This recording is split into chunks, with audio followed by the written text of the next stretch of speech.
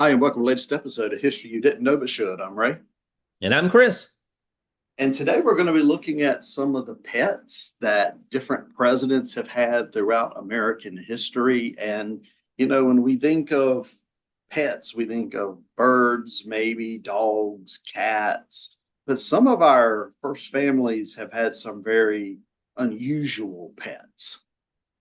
Well, I just think that some people would say that just as we've had some unusual people in the presidency, we've also had some of those unusual pets in the presidency. And, I was fascinated when you uh, came up with this topic. So, wow, that's a great topic to talk about. And honestly, I thought it's probably not going to be a lot to talk about because, I mean, I don't know if all the presidents, and a lot of presidents really have, but my gracious, Yeah.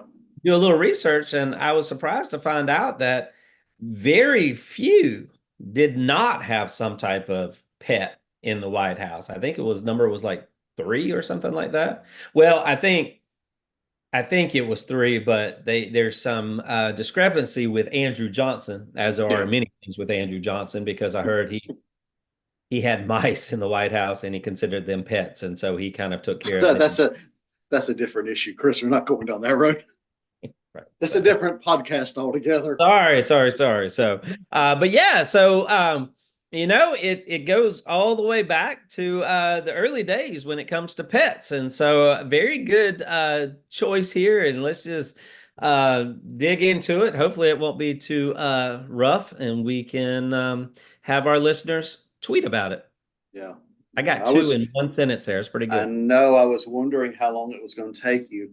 Um, Speaking of rough, the current president of the United States, Joe Biden, of course, everybody has heard the stories probably of his two German shepherds, Commander and Willow. I think I'm right on that second one's Willow. I don't know which one, but one of them maybe is Commander um, has been known to take a nip at a few Secret Service agents. Didn't they have two dogs and a cat? Wasn't Bill Um, a cat? I think they may have had a cat. No, wait, there's another dog here called Major. I don't know how many dogs they've got, but Yeah. they've got two or three dogs, both of them German shepherds. I don't know if they've got a cat or not. They might. I think. Let's see, cats. You had Socks the cat with Bill Clinton. Didn't George Bush Sr. have a cat? I think so. Yes. Yeah. And then you had dogs with Barack Obama, George W. Bush, Bill Clinton had a dog. Now, Bill Um, Clinton had he had that cat they called Socks, yeah, he had Socks the like little cat. tuxedo cat, and Yeah. Yeah. they were all big on that. Yeah, he also had a dog. Because I remember, I'm just going to really go down a dark road here, but I remember reading a story shortly after few years after he left the White House, the dog got hit by a car. So I remember that. So, but those are the normal presidents, putting aside, I mean, normal pets, putting aside Andrew Johnson's mice.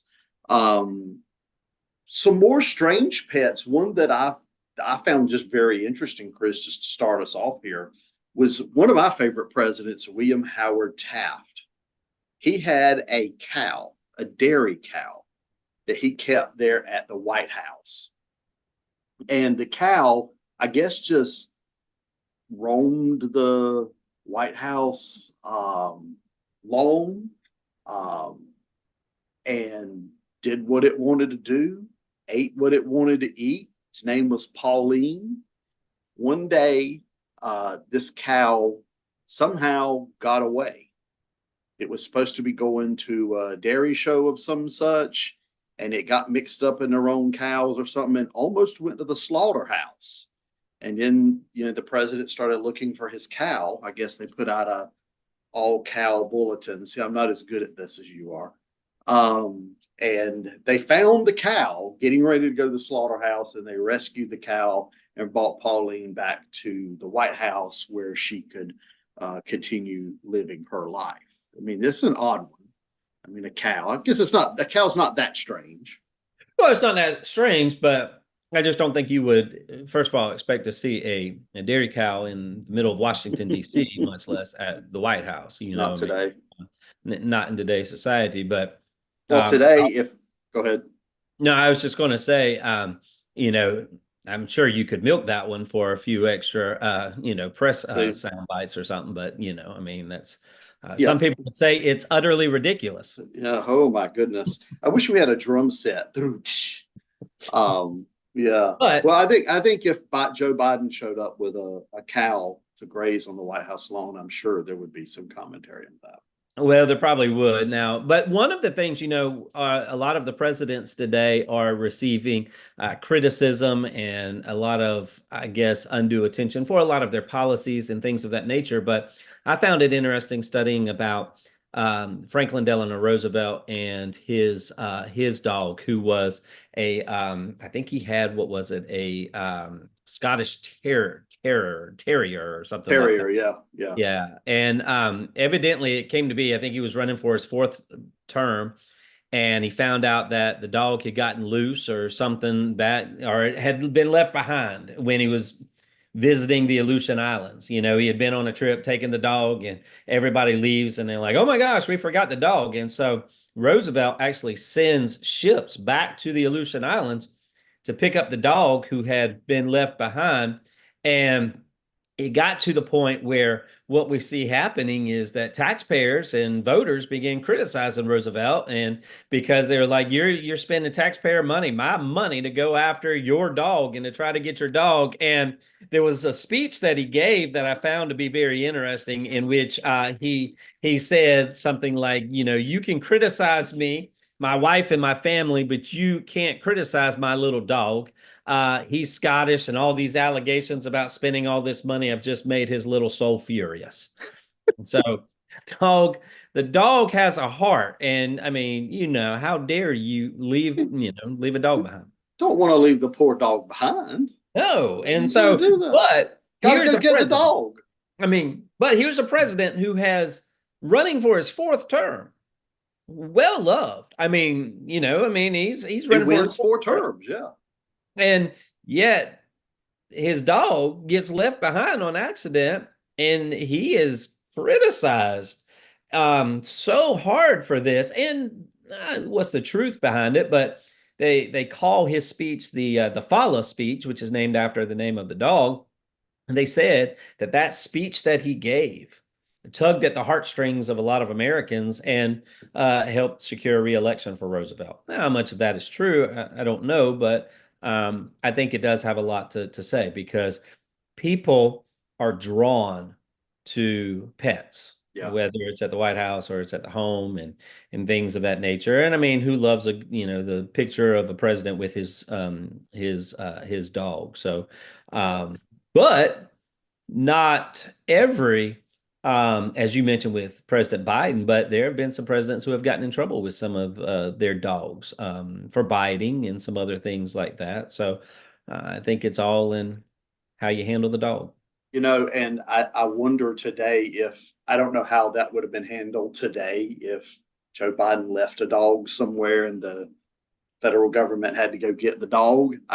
For some reason, I think today, the way dogs and cats and stuff are viewed, I don't think there would be as much criticism today. What do you think? Or is that just, I let's go back, because in one of the classes that I teach at the college, I always make them read Richard Nixon's Checkers speech.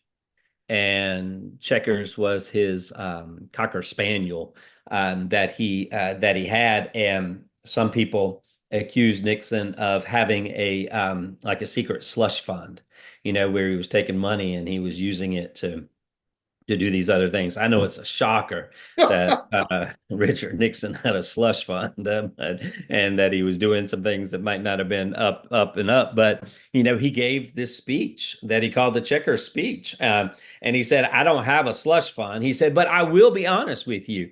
There is one thing I got as a gift, and I'm not going to give it back." And what he said he got as a gift was this little black and white Cocker Spaniel, and he said that he had been given that as a gift for his daughters. And why is that important? Nixon wasn't president at the time, but he was running for vice president. And some people thought that he might get dropped from the ticket.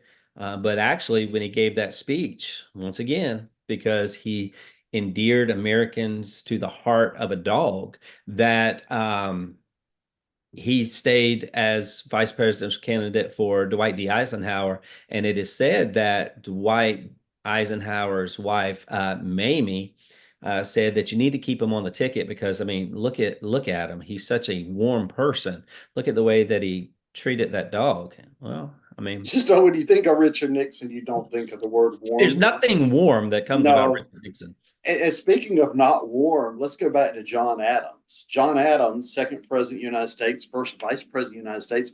Nothing weird here about the animals. The animals were two dogs that he had. My understanding is they were something of, I hate the term mutt, but that's what I'm going to say.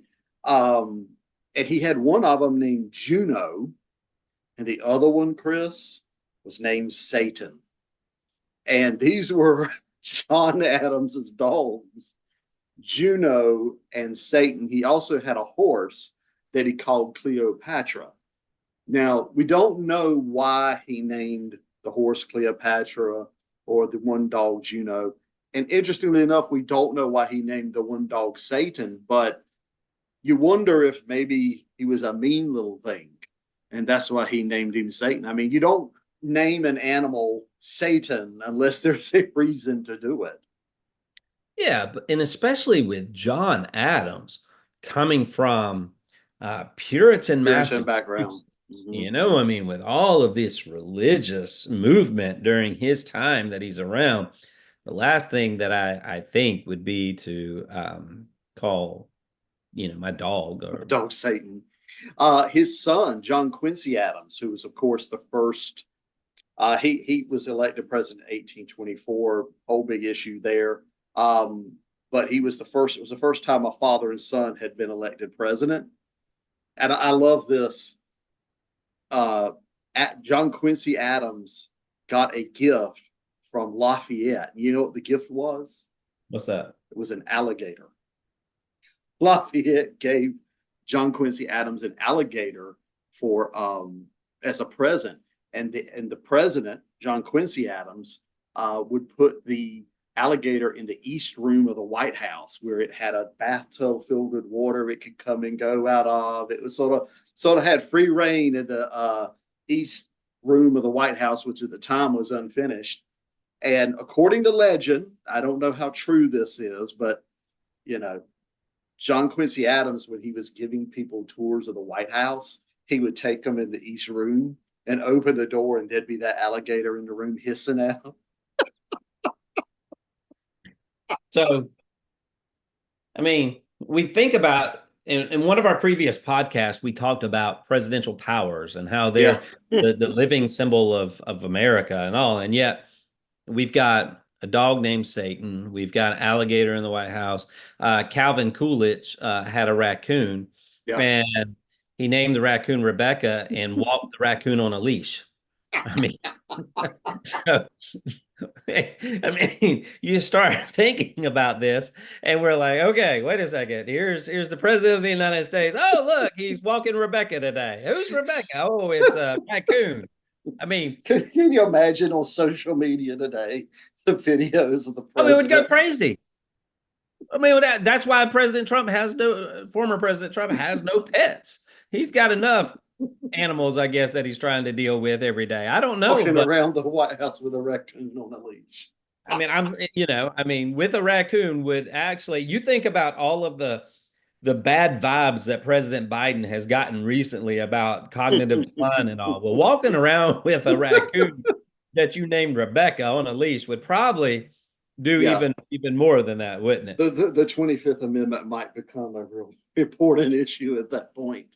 And add to this, because now George Washington's your guy, and Theodore Roosevelt's my guy. And Theodore Roosevelt, lover of all things nature and wildlife. I mean, he's got 6 kids, but he's got snakes, he's got dogs, cats, badger, he's got birds, guinea pigs, and I found this story to be interesting, that when his son Archie got the measles, that Theodore's brother Quentin said, well, you know what?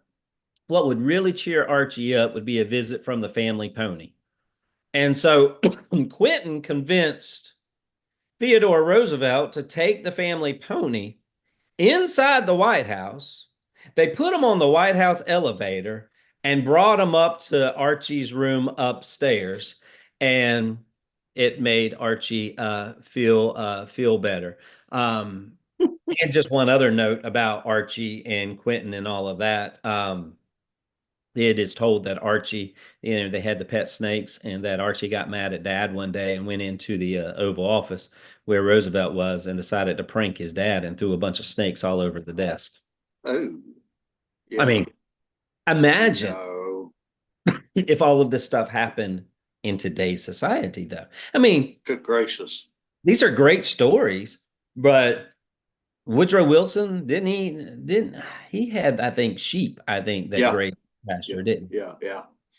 Well, they didn't have lawnmowers like they do today, so it was much easier. It was very who growing up had a large yard to mow didn't dream of having sheep and goats grazing on the yard so they wouldn't have to go out on a hot summer day and mow that large yard. So I mean, And also, one of the things that used to be common is that foreign leaders, when, say, for instance, the president would go visit the King of England, or the King of France, then they would usually exchange gifts. And that some of the times that some of the gifts that they would exchange would be animals. And I believe I've got this right. I didn't do my deep investigative background, but I think it was James Buchanan received a gift from the King of Thailand, and I believe that the King of Thailand sent him a herd of elephants. So, I mean, that's when you literally have the circus on the White House lawn.